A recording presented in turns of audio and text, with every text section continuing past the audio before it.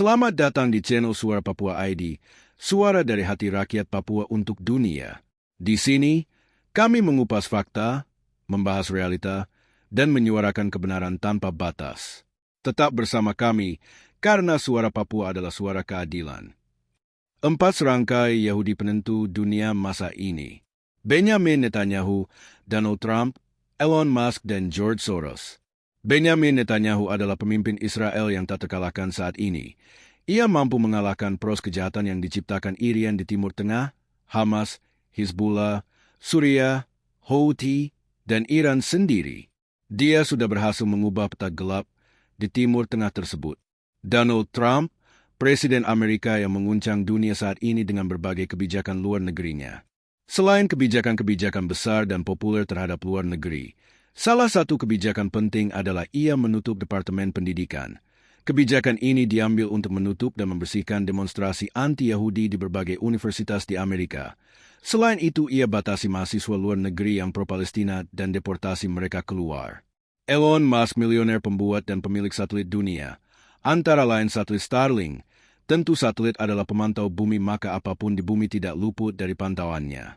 Semua data dan dokumen masa ini adalah serba digital, dan hampir semua mesin dan platform digital adalah milik Yahudi, seperti Google Earth, YouTube, Facebook, Google, dan lain-lain.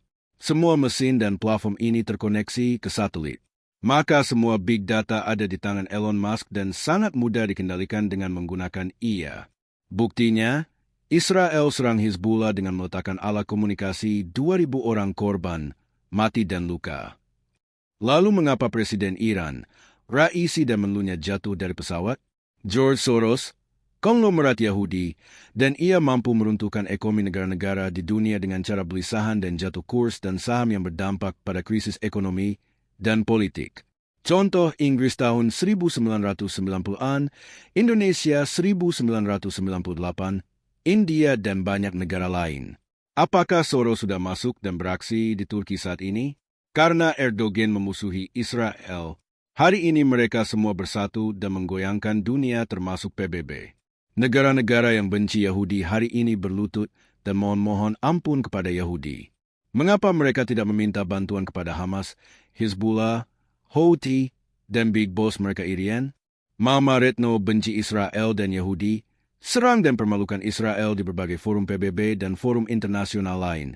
Menlu Indonesia Kabinet Merah Putih beberapa bulan lalu menggagas dan mendorong dalam karaoke untuk keluarkan Israel dari keanggotaan PBB. Tetapi, kemarin kami dengar bahwa sudah bentuk tim lobi tingkat tinggi ke Amerika, berlutut kepada orang yang mereka benci itu. Negara-negara pro-Hamas takluk di kaki Trump. Lebih dari 143 negara dukung Palestina untuk menjadi anggota PBB dalam sidang umum tahun 2024 dan hanya 9 negara yang dukung Israel. Afrika Selatan dan sejumlah negara lain termasuk Indonesia mendukung dan membawa Israel ke ICC di Belanda. Hanya Amerika Serikat dan negara-negara Pasifik sendiri berdiri teguh bersama Israel. Negara-negara OKI bersatu dukung Palestina. Menteri Luar Negeri Indonesia usulkan dalam Karte OKI untuk keluarkan Israel dari keanggotaan PBB. Israel negara kecil di antara negara-negara besar Islam menghadapi berbagai serangan proksi Iran, teroris Hamas, teroris Houthi di Yaman, teroris Hizbullah di Lebanon, serang-serang verbal dan diplomasi dari Iran, Suriah, Turki, Yordania, Arab, Indonesia, dan lain-lain. Israel tidak gentar dan tidak takut hadapi berbagai kekuatan dan serangan yang terus-menerus ini, dengan lincah dan cepat atas dukung Tuhan Israel dan dukungan doa orang Kristen seluruh dunia. Israel mampu menghancurkan Hamas dan Gaza. Hizbullah, Houthi, Suriah jatuh berping-keping. Para pemimpin Iran jatuh dan serangan bom udara yang mematikan. Erdogan yang arogan itu dihadapi jutaan demonstran dan ekonomi Turki merosot dan krisis. Iran raja kejahatan dan proksi teroris itu menghadapi krisis ekonomi. Setelah Donald Trump terpilih dan menduduki takhta tertinggi di negara superpower itu, ia melepaskan jurus pertama untuk mendukung Israel kecil itu. Pertama, kebijakan untuk mengirimkan semua senjata yang dibutuhkan Israel. Kedua, memutuskan semua donasi Amerika ke berbagai negara di dunia.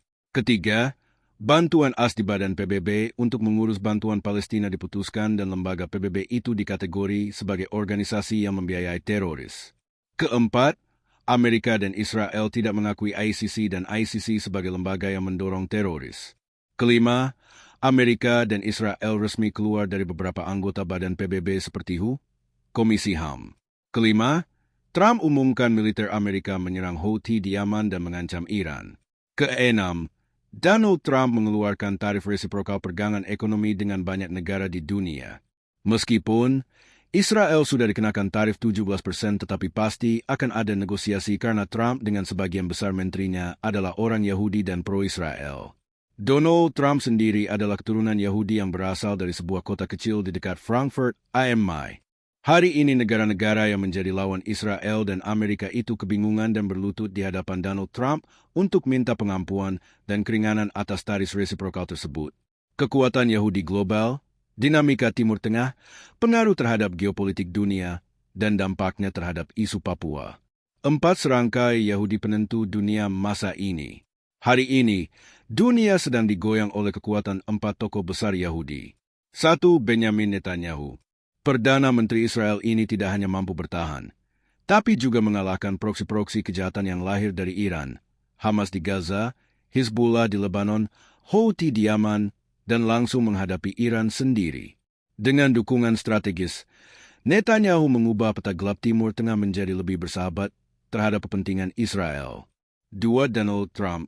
Presiden Amerika Serikat yang mengguncang tatanan global dengan berbagai kebijakan luar negeri radikal. Trump menuntut Departemen Pendidikan untuk menghentikan gerakan anti-Yahudi di kampus-kampus Amerika. Ia juga memperketat imigrasi, terutama mahasiswa asing pro-Palestina, dan mendeportasi mereka. Trump menegaskan Amerika sebagai pendukung mutlak Israel. 3. Elon Musk, miliarder teknologi pemilik Starlink, penguasa satelit dunia. Dengan dominasi data dan AI, semua pergerakan di bumi dapat dipantau. Big data ada di tangan Yahudi. Google, YouTube, Facebook, semua terkoneksi ke satelit. Contohnya, Israel berhasil membantai jaringan Hizbullah menggunakan data komunikasi. Kasus jatuhnya Presiden Iran, Ebrahim Raisi, juga menimbulkan pertanyaan besar. Operasi rahasia atau kecelakaan biasa? 4. George Soros, miliuner Yahudi yang dikenal mampu menghancurkan ekonomi negara-negara lewat spekulasi keuangan.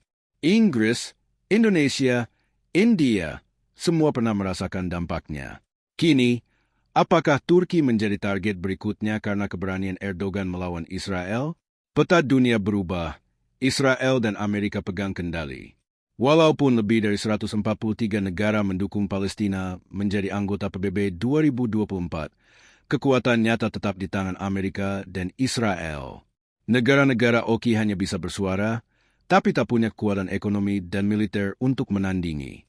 Indonesia, yang dulu lantang menyerang Israel lewat Menteri Luar Negeri Retno Marsudi di Karaoke, kini justru membentuk tim lobi ke Amerika.